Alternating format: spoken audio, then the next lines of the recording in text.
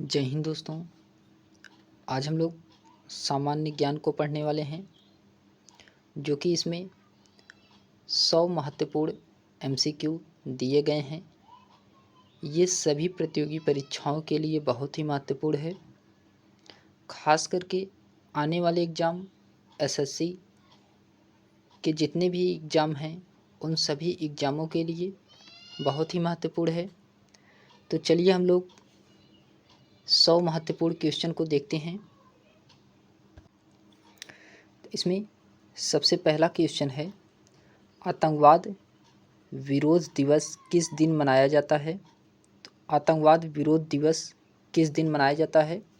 तो ये मनाया जाता है 21 मई को। 21 मई को मनाया जाता है। ऑप्शन नंबर इसका सी वाला राइट होगा, 21 मई। फिर उसके बाद आता है क्वेश्चन नंबर सेकंड है दोस्तों, कि सशस्त्र सेना झंडा दिवस किस दिन मनाया जाता है। तो सशस्त्र सेना झंडा दिवस किस दिन मनाया जाता है? तो जो इसका राइट आंसर होगा वह 7 दिसंबर, ऑप्शन नंबर इसका बी वाला राइट होगा, 7 दिसंबर को मनाया जाता है। फिर उसके बाद आता है क्वेश्चन नंबर थर्ड है दोस्तों। क्वेश्चन नंबर थर्ड है कि पुलिस स्मृति दिवस किस दिन मनाया जाता है। तो पुलिस स्मृति दिवस किस दिन मनाया जाता है? तो ये मनाया जाता है 21 अक्टूबर को। 21 अक्टूबर को मनाया जाता है। फिर उसके बाद आता है क्वेश्चन नंबर 4 है, 31 मई किस रूप में मनाया जाता है। तो 31 मई किस रूप में मनाया जाता है? तो ये मनाया जाता है एंटी टोबैको डे के रूप में। एंटी टोबैको डे के रूप में 31 मई को मनाया जाता है। तो ऑप्शन नंबर इसका बी वाला राइट होगा। फिर उसके बाद आता है क्वेश्चन नंबर 5वां है, कि 21 जनवरी को निम्न में से किसका जन्म दिवस मनाया जाता है। तो 21 जनवरी को निम्न में से किसका जन्म दिवस मनाया जाता है? तो ये मनाया जाता है गुरु गोविंद सिंह के जन्म दिवस को। ऑप्शन नंबर इसका बी वाला राइट होगा, गुरु गोविंद सिंह। फिर उसके बाद आता है क्वेश्चन नंबर 6 है दोस्तों, कि प्रतिवर्ष किसकी स्मृति में 13 फरवरी को महिला दिवस मनाया जाता है। तो किसकी स्मृति में 13 फरवरी को महिला दिवस मनाया जाता है? तो ये मनाया जाता है सरोजनी नायडू की स्मृति में। तो ऑप्शन नंबर इसका सी वाला राइट होगा, सरोजनी नायडू।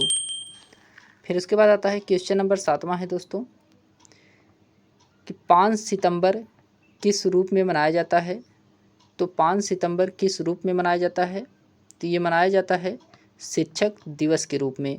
तो ऑप्शन नंबर इसका डी वाला राइट होगा, शिक्षक दिवस के रूप में मनाया जाता है। आप लोग कमेंट करके ये बताइए कि शिक्षक दिवस किस महान पुरुष के जन्मदिन पे मनाया जाता है। फिर उसके बाद आता है क्वेश्चन नंबर 8वां है दोस्तों, कि राजीव गांधी का जन्म दिवस 20 अगस्त किस रूप में मनाया जाता है। तो राजीव गांधी का जन्म दिवस 20 अगस्त किस रूप में मनाया जाता है? तो ये मनाया जाता है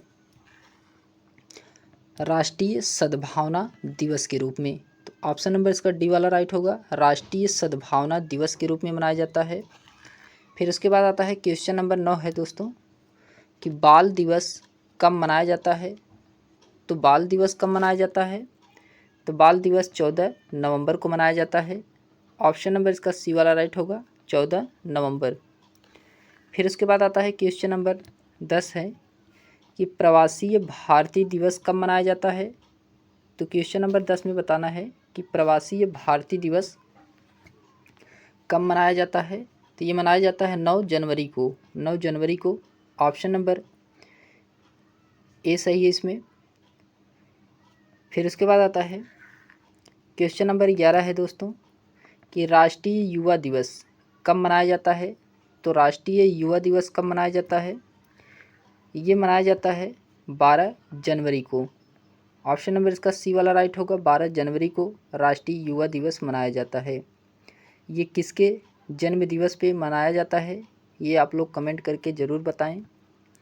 फिर उसके बाद आता है क्वेश्चन नंबर 12 है, कि राष्ट्रीय पक्षी दिवस कब मनाया जाता है। तो राष्ट्रीय पक्षी दिवस ये मनाया जाता है 12 नवंबर को। राष्ट्रीय पक्षी दिवस 12 नवंबर को मनाया जाता है। ऑप्शन नंबर इसका बी वाला राइट होगा।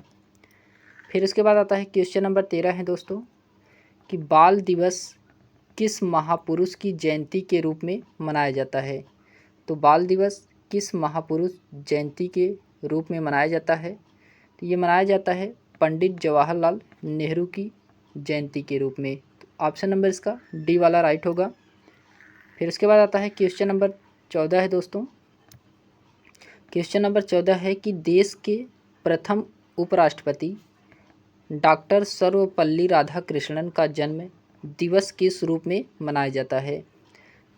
जो देश के प्रथम उपराष्ट्रपति डॉक्टर राधाकृष्णन का जन्म दिवस किस रूप में मनाया जाता है। तो ये मनाया जाता है शिक्षक दिवस के रूप में। ऑप्शन नंबर इसका ए वाला राइट होगा, शिक्षक दिवस के रूप में मनाया जाता है। फिर उसके बाद आता है क्वेश्चन नंबर 15 है दोस्तों। क्वेश्चन नंबर 15 है बीटिंग द रिट्रीट का संबंध किससे है। तो बीटिंग द रिट्रीट का संबंध ये गणतंत्र दिवस से है। ऑप्शन नंबर इसका बी वाला राइट होगा, गणतंत्र दिवस से है इसका संबंध। फिर इसके बाद क्वेश्चन नंबर 16 है दोस्तों कि निम्नलिखित में से किसका जन्म दिवस डॉक्टर्स दिवस के रूप में मनाया जाता है। तो किसका जन्म दिवस डॉक्टर्स दिवस के रूप में मनाया जाता है। ये मनाया जाता है डॉक्टर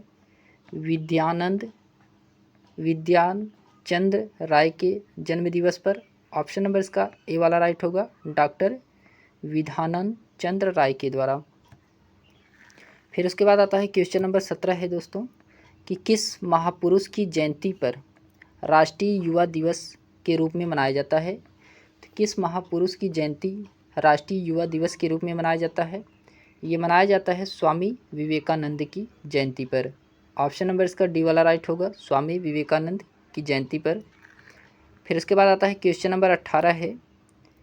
क्वेश्चन नंबर 18 है कि किस भारतीय हॉकी खिलाड़ी का जन्म दिवस राष्ट्रीय खेल दिवस के रूप में मनाया जाता है। तो किस भारतीय हॉकी खिलाड़ी का जन्म दिवस राष्ट्रीय खेल दिवस के रूप में मनाया जाता है। तो ये मनाया जाता है मेजर ध्यानचंद्र। ऑप्शन नंबर इसका सी वाला राइट होगा, मेजर ध्यानचंद्र। फिर उसके बाद आता है क्वेश्चन नंबर 19 है दोस्तों कि विश्व में डाकघरों का सबसे बड़ा जाल किस देश में पाया जाता है। तो विश्व में डाकघरों का सबसे बड़ा जाल किस देश में पाया जाता है। तो ये पाया जाता है भारत में। ऑप्शन नंबर इसका सी वाला राइट होगा, भारत में पाया जाता है। फिर इसके बाद आता है क्वेश्चन नंबर 20 है भारत में डाकघरों की संख्या लगभग कितनी है। तो भारत में डाकघरों की संख्या लगभग 1.5 लाख है। ऑप्शन नंबर इसका बी वाला राइट होगा, 1.5 लाख है। फिर इसके बाद आता है क्वेश्चन नंबर 21 है दोस्तों कि ग्रीन चैनल है। तो ग्रीन चैनल एक क्या है। तो ग्रीन चैनल एक डाक सेवा है। तो ऑप्शन नंबर इसका पहला वाला ही राइट होगा, ग्रीन चैनल एक डाक सेवा है।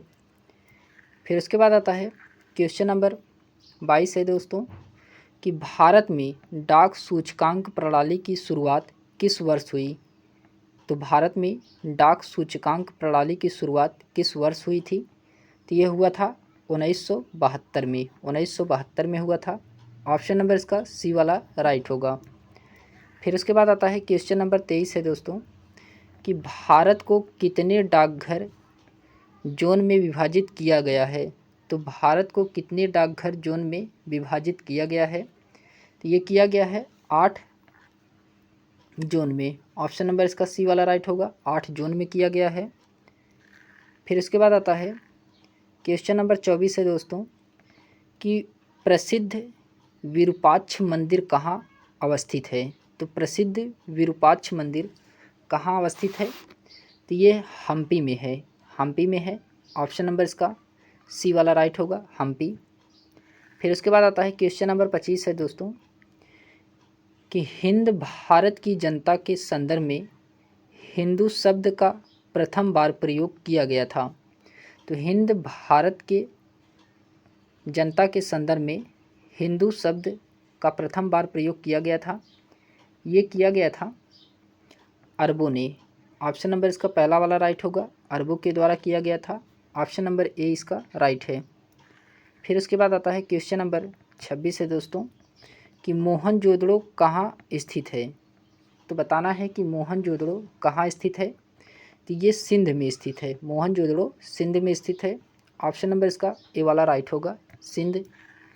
फिर इसके बाद आता है क्वेश्चन नंबर 27 है कि महात्मा गांधी ने सत्याग्रह क्रियाविधि सबसे पहले कहाँ प्रस्तुत किया था? तो महात्मा गांधी ने सत्याग्रह क्रियाविधि सबसे पहले कहाँ प्रस्तुत किया था? तो ये प्रस्तुत किया गया था चंपारण में। चंपारण जो कि ये बिहार में पड़ता है, चंपारण में किया गया था। ऑप्शन नंबर इसका डी वाला राइट होगा, चंपारण बिहार में, जो कि नील के लिए किया गया था। फिर उसके बाद आता है क्वेश्चन नंबर 28 है कि बैंकिंग के क्षेत्र में सीबीएस में सी का पूर्ण रूप क्या है? तो बैंकिंग के क्षेत्र में सीबीएस में सी का पूर्ण रूप क्या है? तो सी का पूर्ण रूप कोर होता है। ऑप्शन नंबर इसका ए वाला राइट होगा, सी का पूर्ण रूप क्या होता है? तो कोर होता है।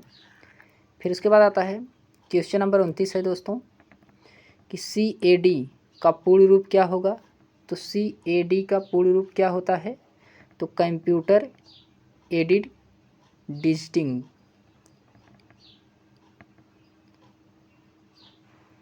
Computer aided designing. Option number इसका सी वाला राइट होगा।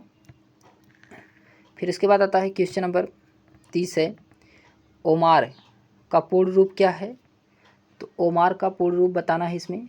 ओमार का पूर्ण रूप होता है optical mark raider. Optical mark raider. Option number इसका बी वाला राइट होगा। फिर इसके बाद आता है क्वेश्चन नंबर 31 है, SEZ का पूर्ण रूप क्या है? तो SEZ का पूर्ण रूप क्या होता है? तो SEZ का पूर्ण रूप स्पेशल इकोनॉमिक जोन होता है। ऑप्शन नंबर इसका पहला वाला राइट होगा, स्पेशल इकोनॉमिक जोन होता है। फिर उसके बाद आता है क्वेश्चन नंबर 32 है दोस्तों, WLL का अर्थ क्या है? तो WLL का अर्थ क्या होता है? तो ये होता है wireless in local loop. Wireless in local loop होता है। तो ऑप्शन नंबर इसका बी वाला राइट होगा। फिर उसके बाद आता है क्वेश्चन नंबर 33 है दोस्तों कि जय हिंद का नारा किसने दिया था? तो जय हिंद का नारा किसने दिया था? तो ये सुभाष चंद्र बोस के द्वारा दिया गया था। ऑप्शन नंबर इसका पहला वाला ही राइट होगा, सुभाष चंद्र बोस के द्वारा दिया गया था। फिर उसके बाद आता है क्वेश्चन नंबर 34 है कि किसने कहा था कि तुम मुझे खून दो मैं तुम्हें आज़ादी दूंगा? तो किसने कहा था कि तुम मुझे खून दो मैं तुम्हें आज़ादी दूंगा? ये कहा गया था सुभाष चंद्र बोस के द्वारा। सुभाष चंद्र बोस के द्वारा। ऑप्शन नंबर इसका डी वाला राइट होगा। फिर उसके बाद आता है क्वेश्चन नंबर 35 है कि देश बंधु की उपाधि संबंधित है। तो देश बंधु की उपाधि किससे संबंधित है? तो ये चित्तरंजन दास से संबंधित है। तो ऑप्शन नंबर इसका डी वाला राइट होगा, चित्तरंजन दास से संबंधित है देश बंधु की उपाधि। फिर उसके बाद आता है क्वेश्चन नंबर 36 है कि सुभाष चंद्र बोस ने सिंगापुर में दिल्ली चलो का नारा दिया था। तो सुभाष चंद्र बोस ने सिंगापुर में दिल्ली चलो का नारा दिया था। ये दिया गया था 1943 ईस्वी में। ऑप्शन नंबर इसका बी वाला राइट होगा, 1943 ईस्वी में दिया गया था। फिर उसके बाद क्वेश्चन नंबर 37 है कि गांधी इरविन समझौता किससे संबंधित है?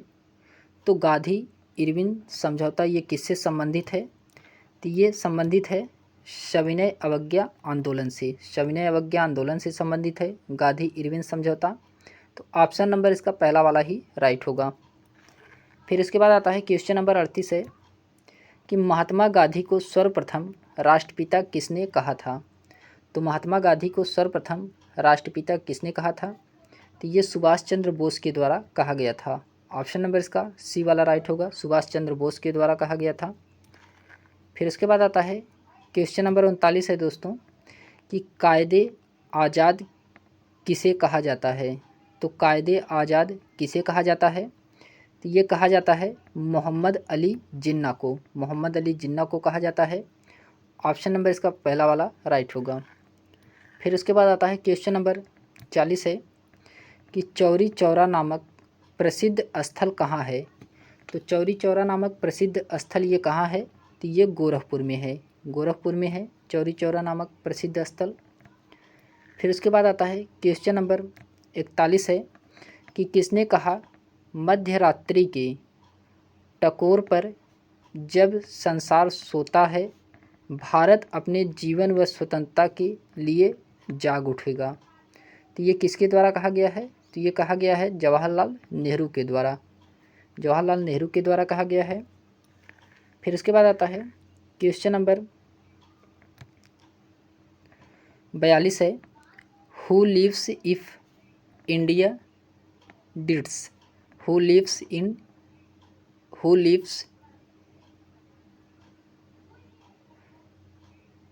इफ इंडिया डिड्स किसकी उक्ति है, तो ये है जवाहरलाल नेहरू की। ऑप्शन नंबर पहला वाला राइट होगा। फिर उसके बाद आता है क्वेश्चन नंबर 43 है कि पंजाबी भाषा किस लिपि में लिखी जाती है। तो पंजाबी भाषा किस लिपि में लिखी जाती है, तो ये लिखा जाता है गुरमुखी लिपि में। ऑप्शन नंबर इसका सी वाला राइट होगा, गुरमुखी लिपि में लिखी जाती है। फिर उसके बाद क्वेश्चन नंबर 44 है कि किस लिपि को सभी लिपियों का जन्मदाता कहा जाता है। तो किस लिपि को सभी लिपियों का जन्मदाता कहा जाता है, तो ब्राह्मणी लिपि को। ऑप्शन नंबर इसका बी वाला राइट होगा, ब्राह्मणी लिपि को कहा जाता है।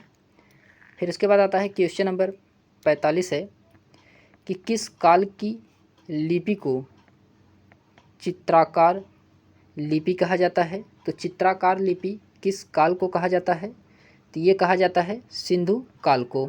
ऑप्शन नंबर इसका पहला वाला राइट होगा, सिंधु काल को कहा जाता है। अगर ये वीडियो आपको पसंद आ रही हो तो लाइक शेयर और सब्सक्राइब अवश्य करें। फिर उसके बाद आता है क्वेश्चन नंबर 46 है दोस्तों कि जैन सूत्र में कितनी लिपियों का उल्लेख किया गया है। तो बताना है कि जैन सूत्र में कितनी लिपियों का उल्लेख किया गया है, तो 18 लिपियों का उल्लेख किया गया है। ऑप्शन नंबर इसका सी वाला राइट होगा। फिर उसके बाद आता है क्वेश्चन नंबर 47 है कि बौद्ध ग्रंथ ललित विस्तार में कितनी लिपियों का उल्लेख है। तो बौद्ध ग्रंथ ललित विस्तार में कितनी लिपियों का उल्लेख है, तो ये 89 लिपियों का उल्लेख है। ऑप्शन नंबर इसका डी वाला राइट होगा। फिर उसके बाद आता है क्वेश्चन नंबर 48 है कि अशोक के शिलालेखों की क्या लिपि है। तो बताना है कि अशोक के शिलालेखों की क्या लिपि है, तो ब्राह्मणी लिपि है। ऑप्शन नंबर इसका डी ब्राह्मणी लिपि है। फिर उसके बाद आता है क्वेश्चन नंबर 49 है कि भारत की तीसरी सर्वाधिक बोली जाने वाली भाषा कौन सी है। तो भारत की तीसरी सर्वाधिक बोली जाने वाली भाषा कौन सी है, तो तेलुगु है, तेलुगु। ऑप्शन नंबर इसका ए वाला राइट होगा, तेलुगु। फिर उसके बाद आता है क्वेश्चन नंबर 50 है कि चोल शासकों की भाषा क्या थी। तो बताना है कि चोल शासकों की भाषा क्या थी, तो ये तमिल था। ऑप्शन नंबर इसका पहला वाला राइट होगा, तमिल था। फिर उसके बाद क्वेश्चन नंबर 51 है दोस्तों कि हिंदी भाषा भारतीयों का प्रतिशत लगभग कितना है। तो हिंदी भाषा भारतीयों का प्रतिशत लगभग कितना है, तो ये 40% है। ऑप्शन नंबर इसका बी वाला राइट होगा, 40% है। फिर इसके बाद क्वेश्चन नंबर 52 है भारतीय भाषाओं में हिंदी के बाद विश्व की कौन सी भाषा अधिकतम बोली जाती है। तो भारतीय भाषाओं में हिंदी के बाद विश्व की कौन सी भाषा अधिकतम बोली जाती है, तो ये बोली जाती है बांग्ला, बांग्ला भाषा बोली जाती है। ऑप्शन नंबर इसका डी वाला राइट होगा, बांग्ला। फिर उसके बाद आता है क्वेश्चन नंबर 53 है दोस्तों कि गोवा की स्वीकृत राजभाषा है। तो गोवा की स्वीकृत राजभाषा क्या है? तो ये कोंकणी है, कोंकणी। ऑप्शन नंबर इसका ए वाला राइट होगा, कोंकणी है। फिर उसके बाद क्वेश्चन नंबर 54 है दोस्तों कि कौन सी भाषा देव भाषा है? तो बताना है कि कौन सी भाषा है जो देव भाषा है। तो ये है संस्कृत। ऑप्शन नंबर इसका सी, संस्कृत। फिर उसके बाद आता है क्वेश्चन नंबर 55 है दोस्तों कि भारत का प्राचीन भाषा है। तो भारत का प्राचीन भाषा क्या है? तो संस्कृत है भारत का प्राचीन भाषा। फिर उसके बाद आता है क्वेश्चन नंबर 56 है दोस्तों कि निम्नलिखित में से किस देश में अधिकतम संख्या में भाषाएं बोली जाती हैं? तो ये बोली जाती हैं सबसे अधिक भारत में। ऑप्शन नंबर इसका डी वाला राइट होगा, भारत में सबसे अधिकतम संख्या में भाषाएं बोली जाती हैं। 22 भाषाएं बोली जाती हैं जो कि हमारे संविधान में उल्लिखित है। फिर उसके बाद आता है क्वेश्चन नंबर 57 है केंद्रीय भारतीय भाषा संस्थान कहाँ स्थित है? तो केंद्रीय भारतीय भाषा संस्थान ये मैसूर में स्थित है। ऑप्शन नंबर इसका पहला वाला ही राइट होगा, मैसूर में स्थित है। फिर उसके बाद आता है क्वेश्चन नंबर 58 है दोस्तों कि राष्ट्रीय साक्षरता मिशन की शुरुआत कब हुई? तो राष्ट्रीय साक्षरता मिशन की शुरुआत कब किया गया था? तो ये किया गया था 1988 ईस्वी में। ऑप्शन नंबर इसका बी वाला राइट होगा, 1988 ईस्वी में किया गया था। फिर उसके बाद क्वेश्चन नंबर 59 है कि राष्ट्रीय साक्षरता मिशन की शुरुआत कब हुई थी? तो 1988 ईस्वी में किया गया था। ऑप्शन नंबर इसका बी वाला राइट होगा। फिर उसके बाद आता है क्वेश्चन नंबर 60 है कि नवोदय विद्यालय में दाखिला किस कक्षा में होता है? तो बताना है कि नवोदय विद्यालय में दाखिला में किस कक्षा में होता है। तो ये होता है 6ठी क्लास से। ऑप्शन नंबर इसका सी वाला राइट होगा, 6ठी क्लास से। फिर उसके बाद आता है क्वेश्चन नंबर 61 है कि मुक्त विश्वविद्यालय की स्थापना सर्वप्रथम कहाँ हुई? तो मुक्त विश्वविद्यालय की स्थापना का सर्वप्रथम कहाँ हुआ था? तो ये हुआ था इंग्लैंड में, इंग्लैंड में हुआ था। ऑप्शन नंबर इसका सी वाला राइट होगा, इंग्लैंड में। फिर उसके बाद आता है क्वेश्चन नंबर 62 है दोस्तों कि इंदिरा गांधी राष्ट्रीय मुक्त विश्वविद्यालय की स्थापना कब हुई थी? तो इंदिरा गांधी राष्ट्रीय मुक्त विश्वविद्यालय की स्थापना कब हुआ था? तो ये हुआ था 1985 में। ऑप्शन नंबर इसका बी वाला राइट होगा, 1985 में। फिर उसके बाद आता है क्वेश्चन नंबर 63 है दोस्तों। क्वेश्चन नंबर 63 है कि इंदिरा गांधी राष्ट्रीय मुक्त विश्वविद्यालय का मुख्यालय कहाँ है? तो इंदिरा गांधी राष्ट्रीय मुक्त विश्वविद्यालय का मुख्यालय कहाँ है? तो मुख्यालय ये जो है नई दिल्ली में है। ऑप्शन नंबर इसका पहला वाला राइट होगा, नई दिल्ली में है। फिर उसके बाद आता है क्वेश्चन नंबर 64 है। क्वेश्चन नंबर 64 है कि केंद्रीय अंग्रेजी एवं विदेशी भाषा संस्थान कहाँ है? तो केंद्रीय अंग्रेजी एवं विदेशी भाषा संस्थान कहाँ स्थित है? तो ये स्थित है हैदराबाद में। ऑप्शन नंबर इसका पहला वाला राइट होगा, हैदराबाद में स्थित है।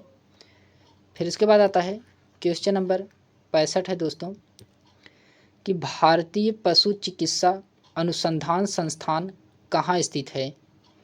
तो भारतीय पशु चिकित्सा अनुसंधान संस्थान कहाँ स्थित है? तो ये इज्जत नगर में स्थित है। ऑप्शन नंबर इसका डी वाला राइट होगा, इज्जत नगर में स्थित है।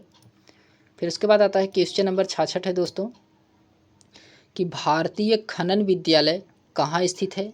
तो भारतीय खनन विद्यालय ये कहाँ पे स्थित है? तो ये स्थित है धनबाद में। ऑप्शन नंबर इसका बी वाला राइट होगा, धनबाद में स्थित है। फिर उसके बाद क्वेश्चन नंबर 67 है फोर्ट विलियम कॉलेज कहाँ है? तो फोर्ट विलियम कॉलेज कहाँ है? तो फोर्ट विलियम कॉलेज जो कि कलकत्ता में है। ऑप्शन नंबर इसका डी वाला राइट होगा, कलकत्ता में है। फिर उसके बाद आता है क्वेश्चन नंबर 68 है दोस्तों कि विश्व भारतीय विश्वविद्यालय की स्थापना किसने की थी? तो विश्व भारतीय विश्वविद्यालय की स्थापना किसके द्वारा किया गया था? ये किया गया था रविंद्रनाथ टैगोर के द्वारा। ऑप्शन नंबर इसका पहला वाला राइट होगा। फिर उसके बाद आता है क्वेश्चन नंबर 69 है दोस्तों कि शिक्षा में सुधार हेतु ब्रिटिश सरकार ने सैडलर आयोग कब नियुक्त किया था? तो ये किया गया था 1917 ईस्वी में। ऑप्शन नंबर इसका बी वाला राइट होगा, 1917 ईस्वी में किया गया था। फिर उसके बाद क्वेश्चन नंबर 70 है दोस्तों कि मुगल काल में किस भाषा को रेख्ता कहा जाता था? तो मुगल काल में किस भाषा को रेख्ता कहा जाता था? तो ये कहा जाता था उर्दू को। ऑप्शन नंबर पहला वाला ही राइट होगा, इसको उर्दू को कहा जाता था। फिर उसके बाद क्वेश्चन नंबर 71 है दोस्तों। क्वेश्चन नंबर 71 में कहा जा रहा है कि भारत की किस भाषा को इटालियन ऑफ द ईस्ट कहा जाता है? तो भारत की किस भाषा को इटालियन ऑफ द ईस्ट कहा जाता है? तो ये कहा जाता है तेलुगु को। तेलुगु, ऑप्शन नंबर सी वाला राइट होगा, तेलुगु को कहा जाता है। फिर इसके बाद आता है क्वेश्चन नंबर 72 है, देश के एकमात्र किस राज्य की राजभाषा अंग्रेजी है? देश के एकमात्र किस राज्य की राजभाषा अंग्रेजी है? तो ये नागालैंड की। ऑप्शन नंबर पहला वाला ही इसका राइट होगा, नागालैंड। फिर उसके बाद आता है क्वेश्चन नंबर 73 है दोस्तों कि निम्नलिखित देशों में से किस में तमिल एक प्रमुख भाषा है? तो तमिल एक प्रमुख भाषा है कौन से देश में? तो उस देश का नाम है सिंगापुर। ऑप्शन नंबर इसका सी वाला राइट होगा, सिंगापुर है। फिर उसके बाद आता है क्वेश्चन नंबर 74 है कि अमीर खुसरो ने किसके विकास में अग्रणी भूमिका निभाई? तो अमीर खुसरो ने किसके विकास में अग्रणी भूमिका निभाई है? तो ये खड़ी बोली के विकास में। ऑप्शन नंबर इसका डी वाला राइट होगा।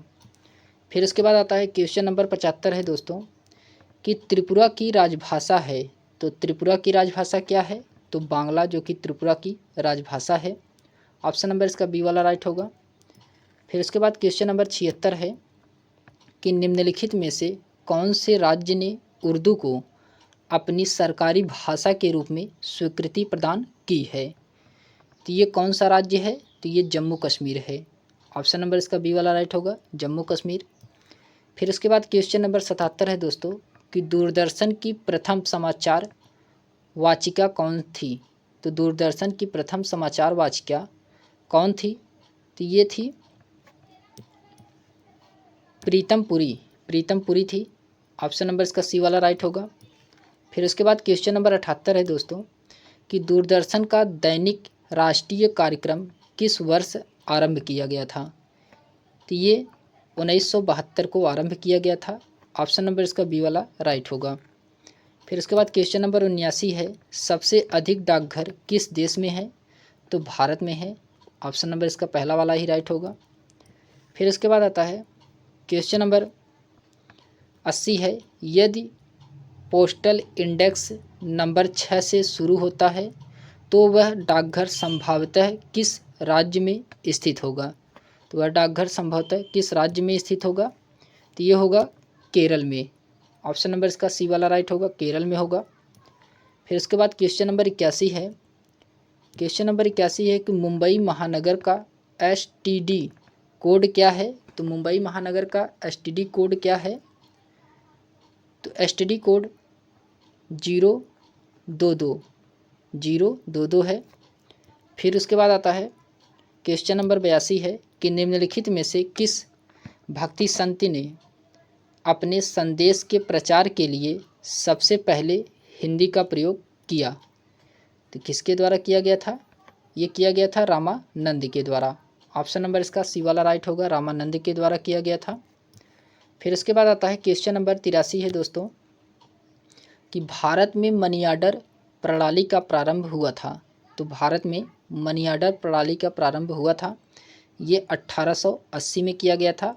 ऑप्शन नंबर इसका पहला वाला राइट होगा। फिर उसके बाद आता है क्वेश्चन नंबर 84 है कि भारत में डाक टिकट कब जारी किया गया था? तो भारत में डाक टिकट कब जारी किया गया था? तो 1854 में।